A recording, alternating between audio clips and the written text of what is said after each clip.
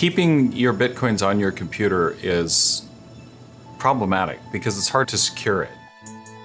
There's a private key that's in your wallet. If someone gets that key, they can get all of your Bitcoins. If you lose that key, you lose access. So that key is the key to everything in the Bitcoin world. What that means is that you have to make sure that your computer is secure. I know some people that go so far as to storing their wallet on a computer that never goes online. Right? Because every time you go online, you run the risk of getting a virus or getting a keylogger where, somebody's going to be able to record your keystrokes. The alternative then is to store your Bitcoins with a service or on an exchange or an online wallet. But keeping your Bitcoins with a third party is also problematic because you have to be able to trust them. The best way to keep your key safe is to limit its exposure to the internet. KeepKey makes that simple.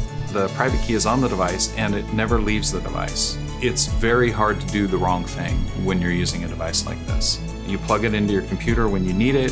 When you don't need it, you take it and you put it in a safe. You put it somewhere secure. Nobody has access to your private key. The private key never leaves the device.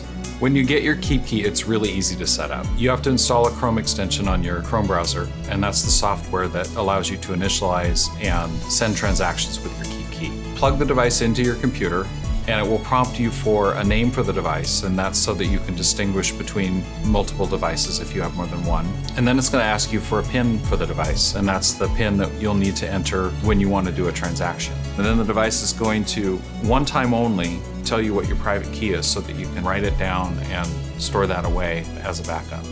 Let's say I want to buy a safe on Overstock.com. So I go to their website, I find the safe that I want, and I put it into my shopping cart, go through the checkout process. And one of the options there is to use Bitcoins.